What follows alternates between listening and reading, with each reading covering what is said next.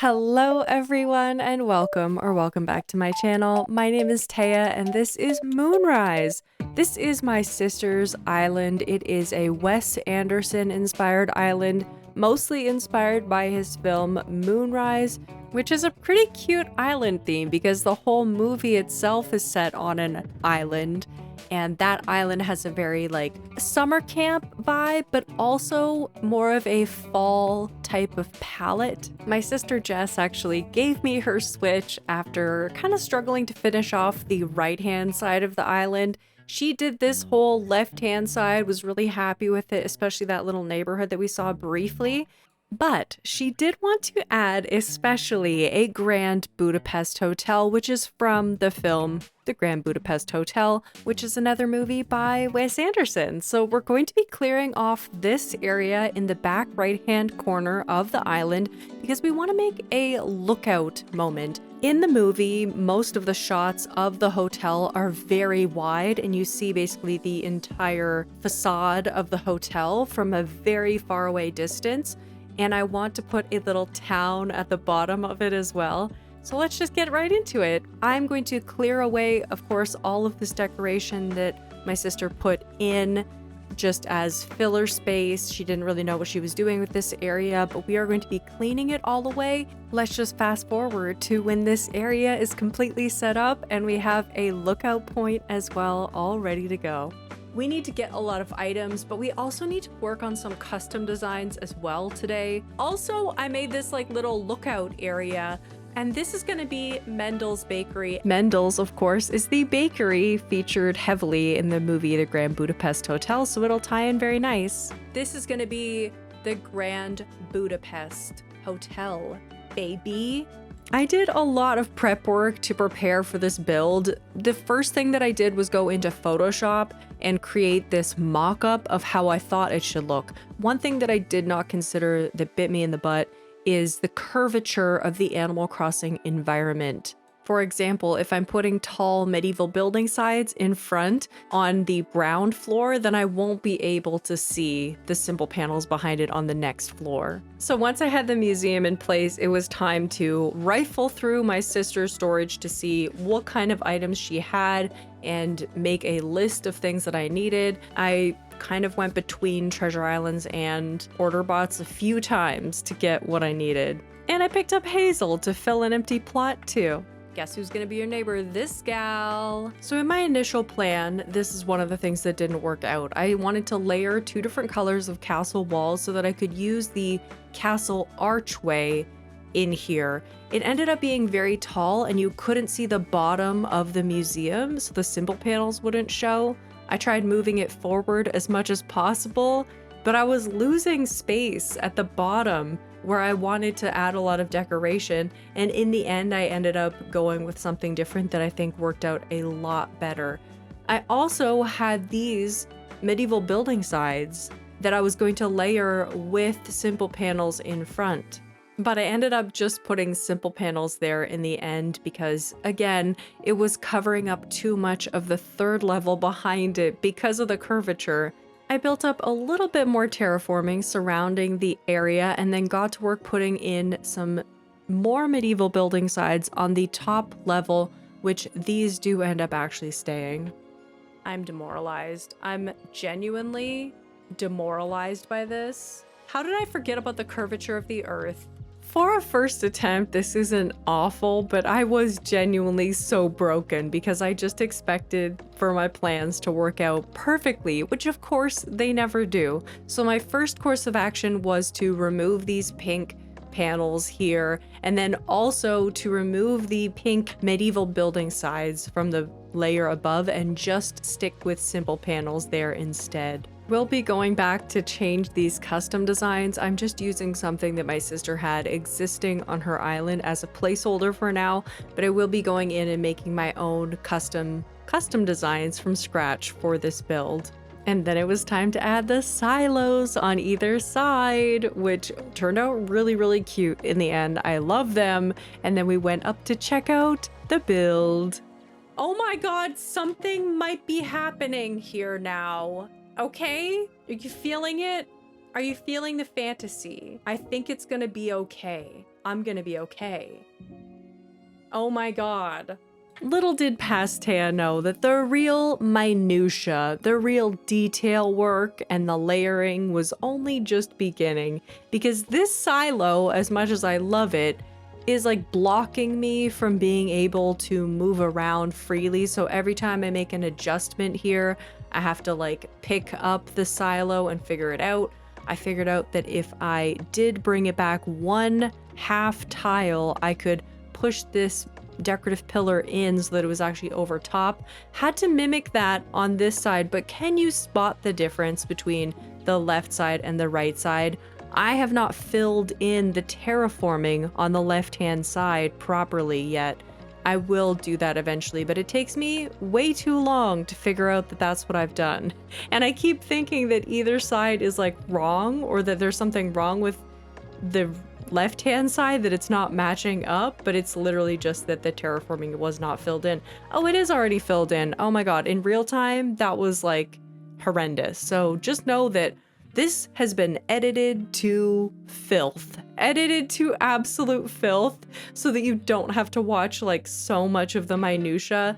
There was a ridiculous amount, and that's with any kind of perspective build. You're going to have to get a pipe, place it near the build, and then have a pipe in your lookout so that you can go back and forth from one to another and that you can get a good look at it from a distance quickly. And this build, even though I think the video is going to end up being under ½ hour, took me 4 sessions roughly to complete, of about 3 to 5 hours each. So it was a labor of love for my sister. I love you, Jessica, and I hope that you enjoy the Grand Budapest build. I hope that other builds on this island are quicker than this one. I think that they will be.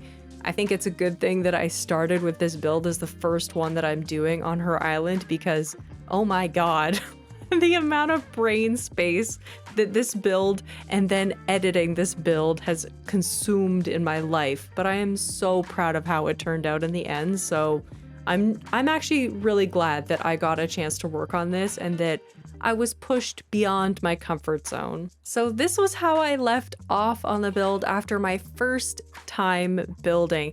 And then I went into the second session of the build, which was more heavily focused on these record boxes that I was putting on top and dealing with floating blocks. And floating blocks, I love what they can do for a build, but they are just a struggle. They're just a struggle. I thought that I could do this with decorative pillars originally, which was off camera. I just put in some decorative pillars to see how they would look, but it did not work out. So we went with the floating blocks instead, and it just is painful. But at the same time, it looks great. When they're in there, you can see a little peek of them. I'm going to do a little custom design on top of those that is going to look like a little window at the top. So it's going to be pretty cute. And I'll try to save you as much pain as possible when I'm putting in these floating blocks, because the record boxes, also, I had to place them down in a certain way because the pattern on the record boxes only shows up on the 2 sides, not on 3. So yeah, fussing. This is the time that I call a little bit of fussing, because I would have to come back and look at it and then see, oh, like the decorative pillar is cutting off one of the record boxes, so I have to adjust things slightly.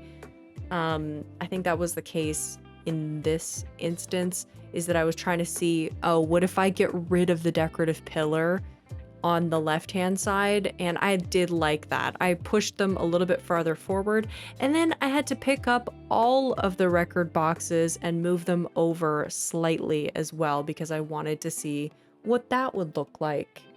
Just fussing with a silo and then picking it up eventually.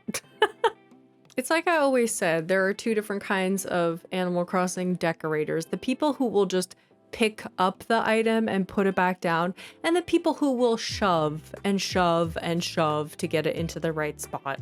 And I try to pick up the floating block and the record, and I would end up picking up everything else around it. It just, I really love that we have this item, but it's such a struggle sometimes to put it into the correct spot. And I do have to get more of the pink record boxes because the pink ones are the only ones that have a white strip at the top. And this is like, watching this back feels traumatic for me in a lot of ways because just picking everything up and putting it back down in a slightly different position, it makes all the difference in the end. And now that I've got it figured out, I'm like, of course I would do it that way. But while I was doing it, I had no idea that it needed to be so precisely in exactly the right position. But it's starting to come together. It's starting to look a lot better. And I'm realizing that this might not show up on the very back, the record boxes, but it does well enough. So we went with it. We just rocked with it. I went to a order bot and I got more record boxes and they look so cute here. I even got a wedding organ to put into the center in the back here. It doesn't show too much, but it shows up enough that I think it was well worth it.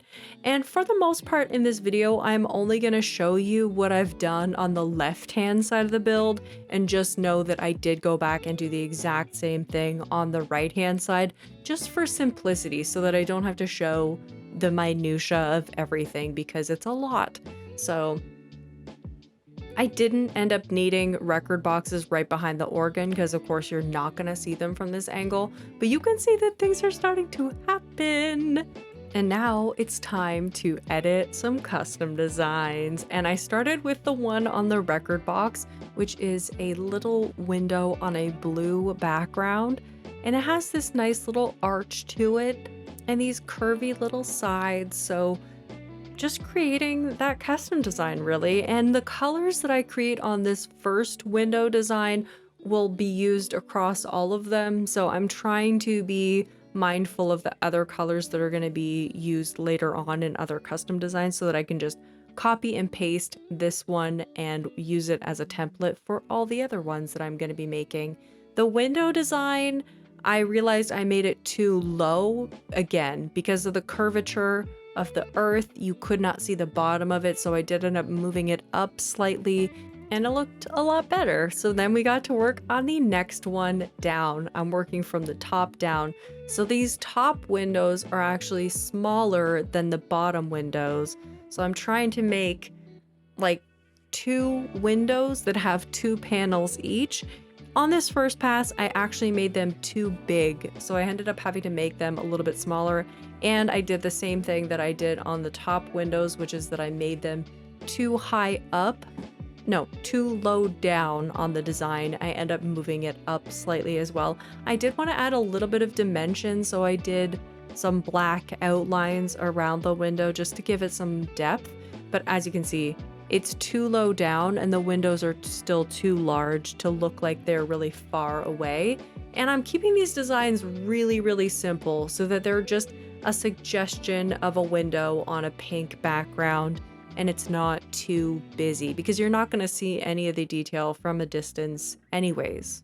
And just like a perspective build, I also had to take a step back, look at how it looked in the build, and then make some more adjustments. Like I said, I had to move it up a lot so that you would see more of the bottom windows. And then I just added some additional pink details to the bottom of the windows to make them look more dimensional, more interesting. And then it was time to move on to the final custom design. And these windows are just a single window with 2 panes that is much larger, but the problem with this one was the bottom molding is very large in the actual hotel. The molding looked like too chunky when I viewed it from a distance, so I did end up making it a little bit more slim, not so bulky on the bottom, because that molding is like really distracting. You don't even see the windows.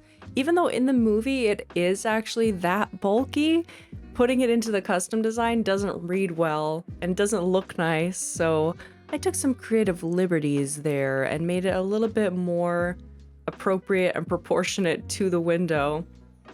And it looked great when I went to go and view it. I'm getting closer and closer to the final product here, but I wanted to add in a lot of trees, fake trees and real trees that are stunted with fruit saplings. If you didn't know that, you can lock any tree into its position, like at its growth stage, with putting just a fruit sapling. Don't use coconut, that's the only fruit that won't work, but any other fruit, if you plant it on any side of the tree, will stunt it at the growth stage that it's at. But I wanted this to feel like a wintry forest, even though this island is going to be mostly fall inspired, kind of with a summer camp vibe. This movie of Wes Anderson's is set in the winter a lot of time.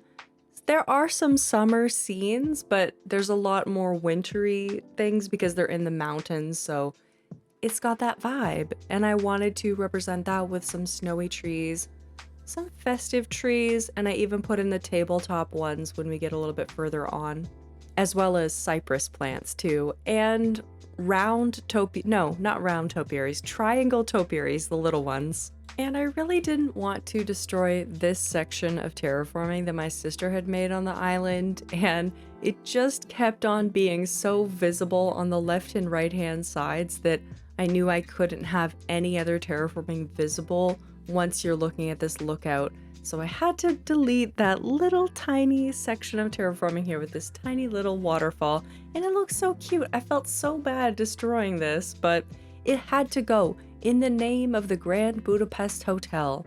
And once I had demolished that whole cliff area, I just adjusted the river so that it would still look nice in this area. I was wondering if I wanted to get rid of that whole dual waterfall thing, but I really did like it, and it was one area of terraforming that Jessica really liked as well, so I left it in.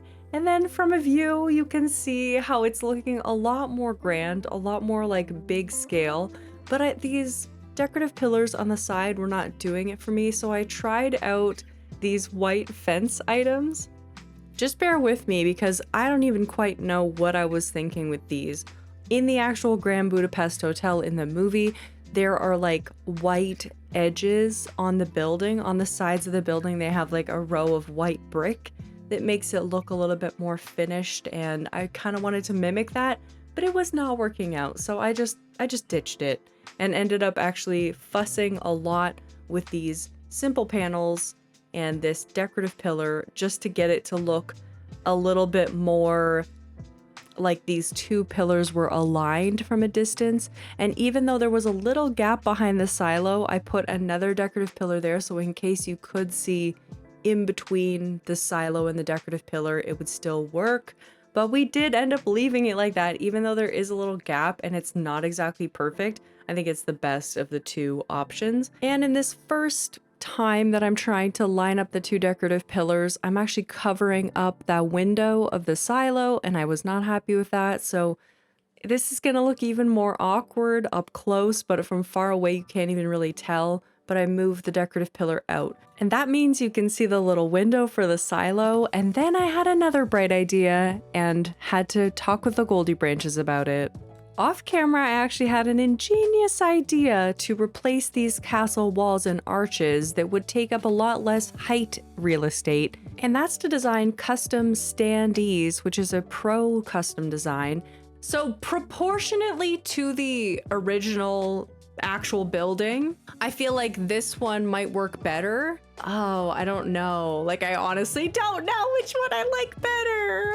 Plus, I'm gonna be moving all those trees back in space so that they're closer, so you get more distance in front of you, which I think will help with the whole like perspective. I feel like this one feels more complete. The one with the castle walls feels more complete, but this one has potential to be more proportionate and to feel a lot more of that like grand atmosphere, if that makes sense. So I'm happy with it so far though.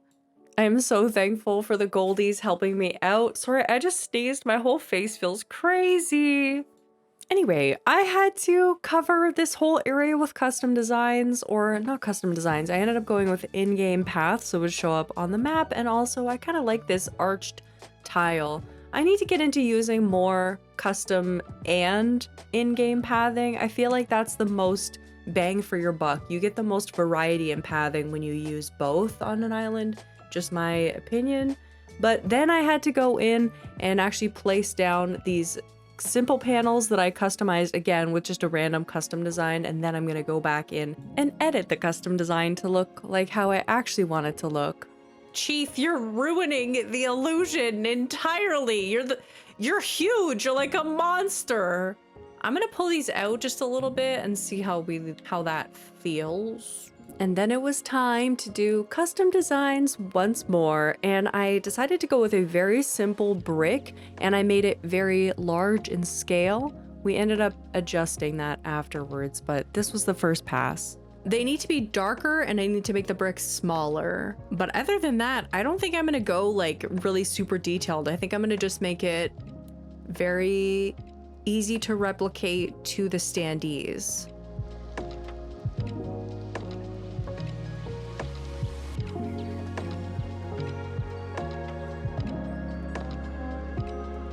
That's much better. And I think the tone is actually correct, but I think it does need to be a shade or two warmer. I think we need to do it warmer.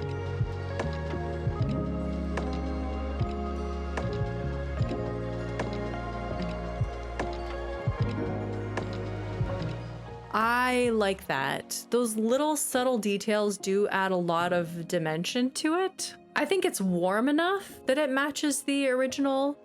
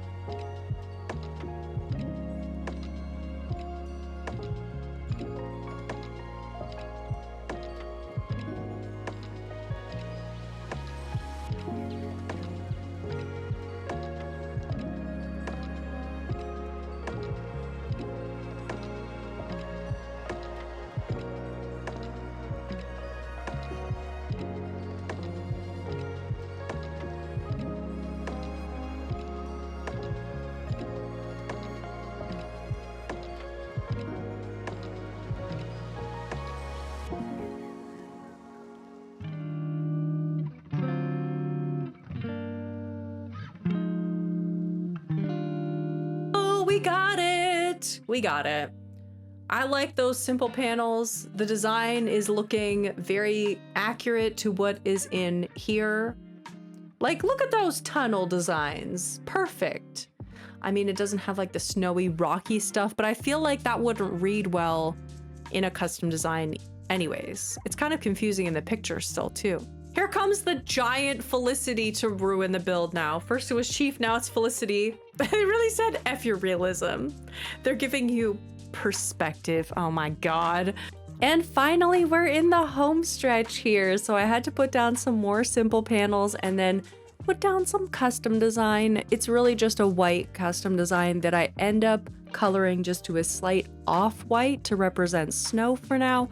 I'm not even sure that I need to add anything more because it's mostly covered anyways, just there to represent snow in general. And then I moved everything around in front as well. I moved all of the trees around entirely, and I feel like it's unnecessary to show you every little bit of that process, but I did end up eventually putting in some little houses in the bottom to represent the town that is below the Grand Budapest Hotel, and I'm really happy with how it turned out. Enjoy a final montage of the build, everybody. Thank you for watching. Remember to give the video a little likey if you did enjoy it, and I'll see you in the next one. Bye!